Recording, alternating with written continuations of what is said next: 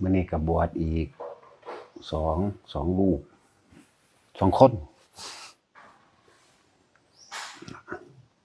พวกที่ว่า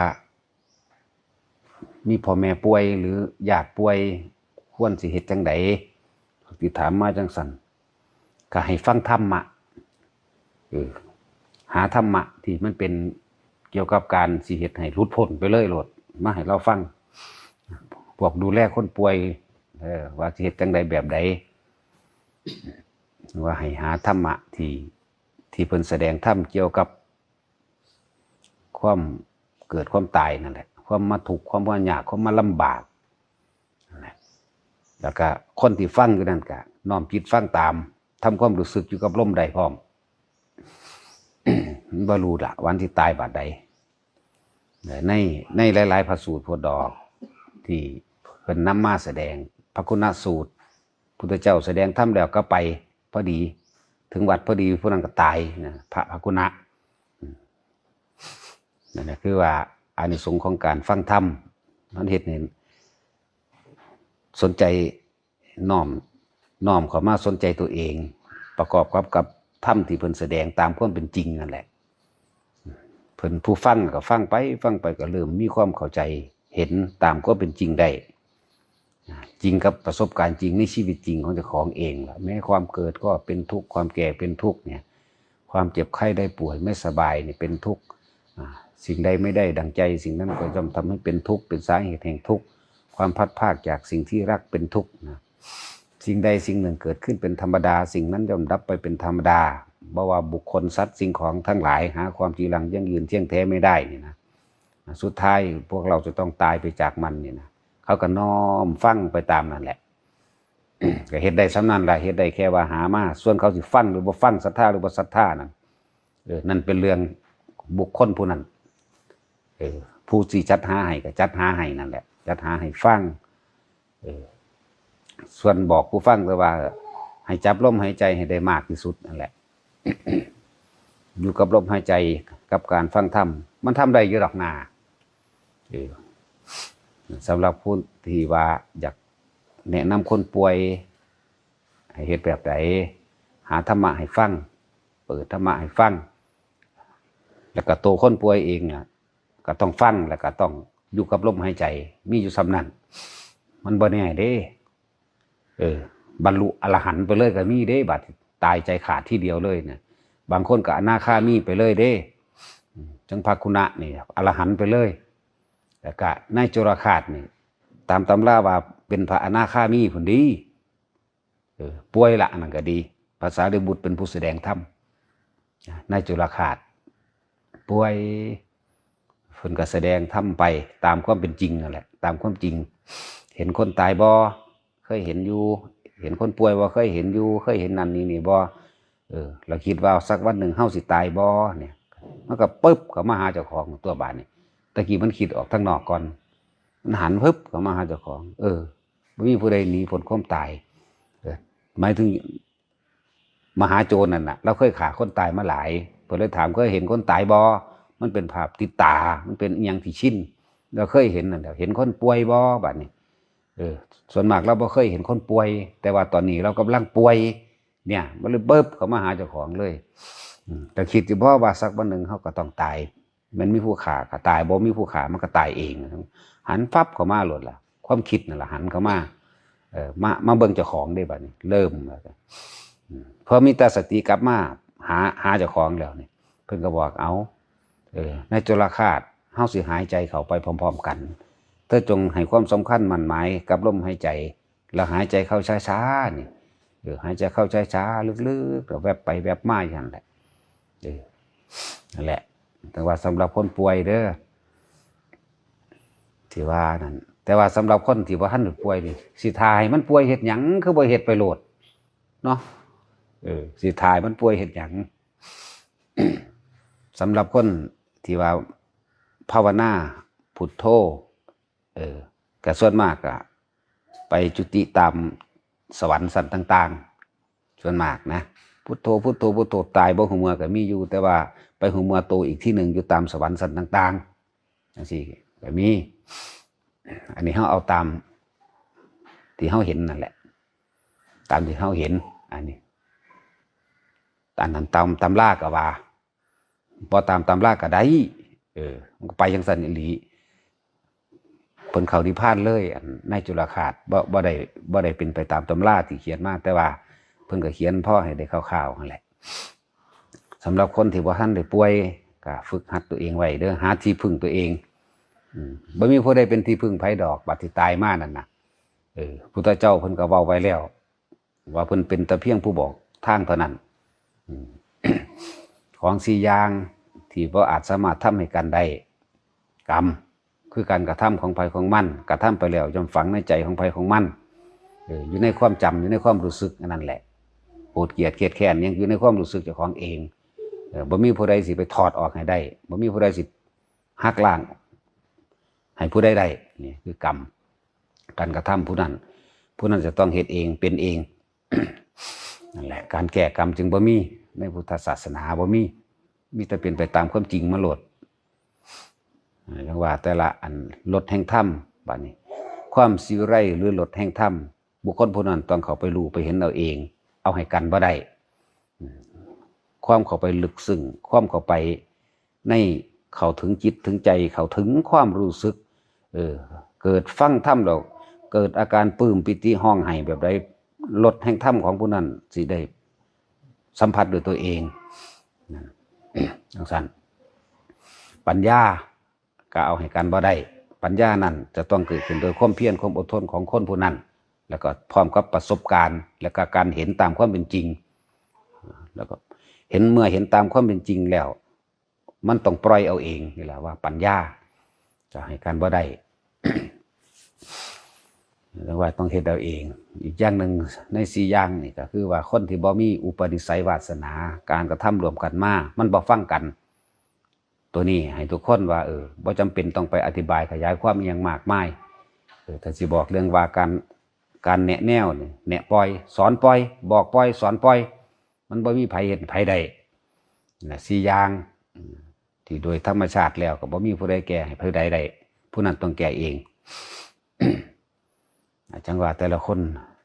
แล้วก็พวกที่อยู่เมืองนอกเด้อเตือนมันใกล้เข้ามาแล้ว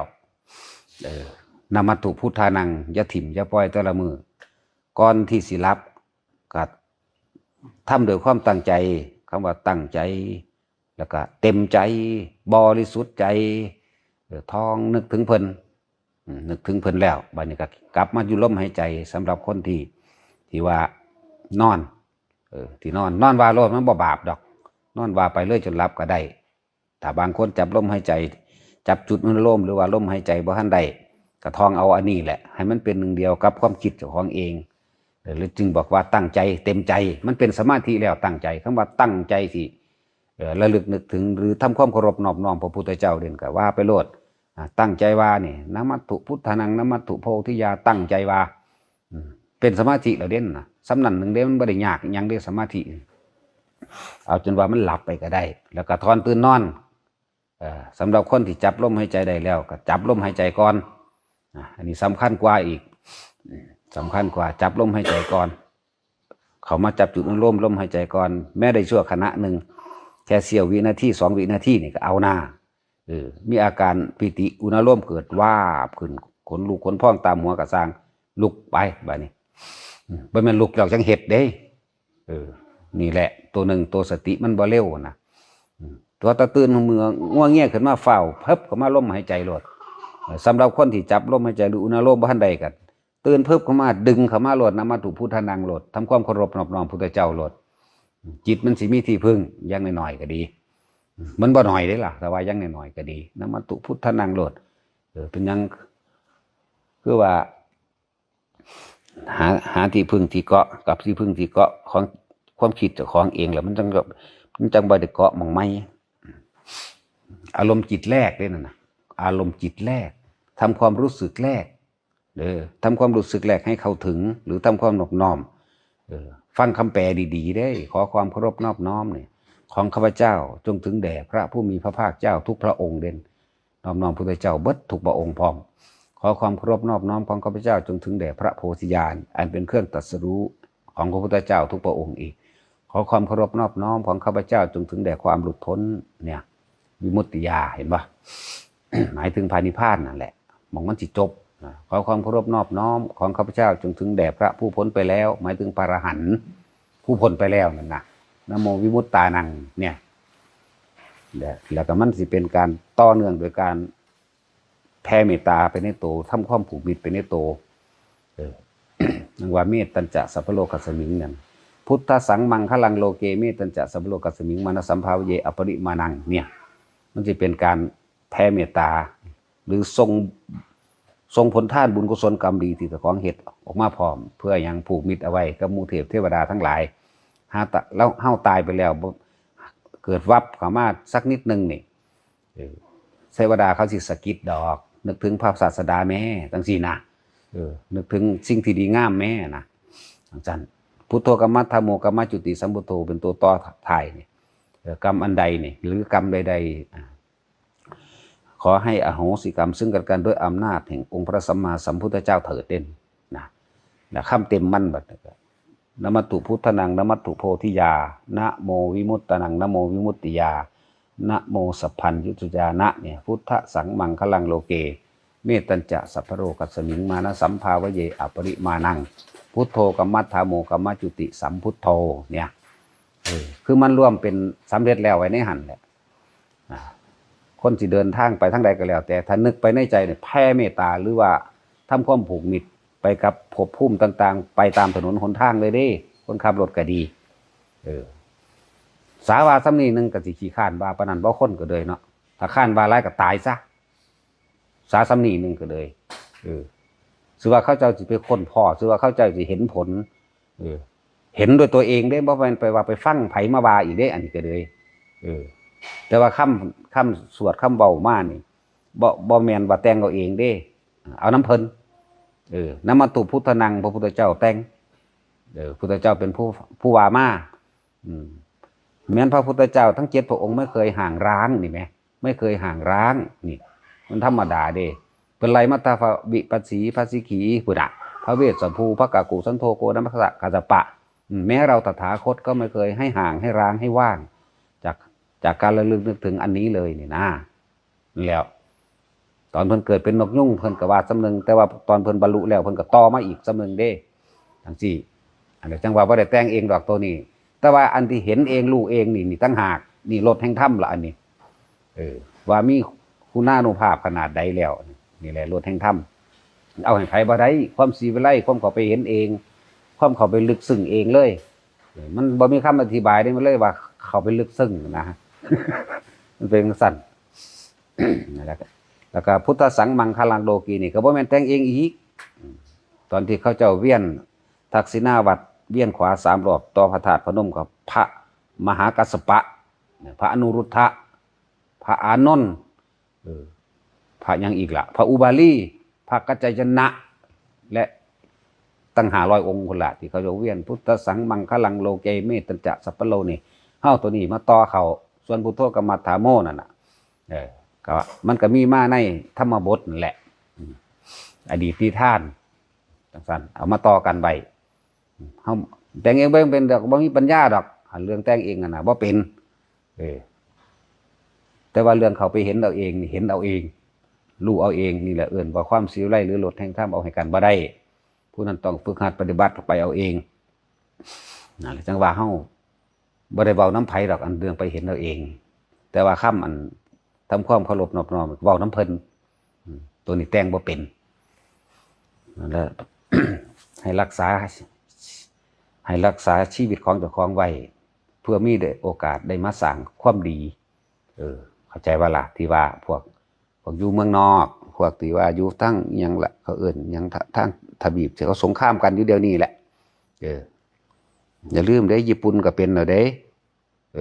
ก็บอกไว้แล้วเด้อหัวซ่าระเบิดหัวซ่าก็สร้างได้แต่เป็นผู้บอกญี่ปุ่นก็เป็นแล้วมีหน้าเมษาระวังดีๆเขาก็เริ่มแล้วเด้พวกเขาจับมือกันแล้วเขาเมียนได้บัดนี้จากบ่ล่ะนอกเรื่องจักหน่อยแต่ว่าบ่เดือดหรอกบ่นอกเรื่องดอกเด้ออาจสินอกเรื่องแต่ว่าคนที่ฟังธรรมะอยู่บ่แม่นเรื่องนอกเข้าใจว่ามันเป็นเรื่องในของเจ้าของเองเด้อ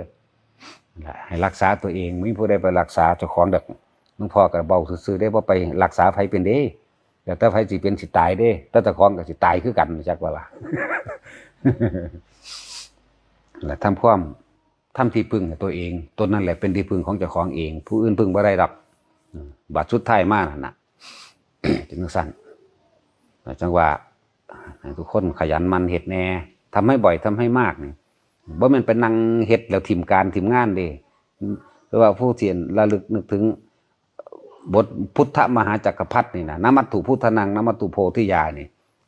มันบ่ได้ห้องกากๆให้ผู้ใดยินน้ำดอกมันก็เว้านึกเอาอยู่ในใจนี่ขับรถมันก็ทองได้ดอกนึกไปเรื่อยๆเกิดความเคยชินในจิตมันก็เป็นการทรงฌานคือกันเด้นั่นน่ะเพ่งอยู่ในอารมณ์เดียวอันเป็นหนึ่งในบทระลึกนึกถึงพุทธเจ้านี่เนี่ยมันเป็นสมาธิคือกันได้บาดนี้นั่นเป็นอารมณ์จิตใดหนึ่งคือกันได้บาดนั่นแหละ ถึงว่าพวกอยู่เมืองนอกก็พากันว่าแน่ฝรั่งก็ว่าได้เด้ฮะนี่นมัตถุพุทธนังมันเป็นเสียงบาจังสี่ก็ว่าไปเห็นตัวว่าสร้างหัวมึงเด้เนาะ ผู้ใดมีผัวมีเมียฝรั่งสอนกันเด้อ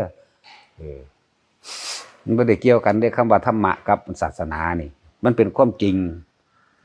ธรรมะนี่เป็นเรื่องจริงของทุกชีวิตสรรพสัตว์เป็นเรื่องจริงของสิ่งทั้งปวงมีเกิดมีตายคนที่หักตายบ่เอาแม่มึงบ่ให้น้ำกันโลดจริงบ่ล่ะเนี่ยนี่แหละธรรมะนี่เป็นภาษาใจเป็นภาษาความรู้สึกที่เฮาถ่ายทอดเป็นภาษาพูดภาษาเขียนมันยากอยู่เด้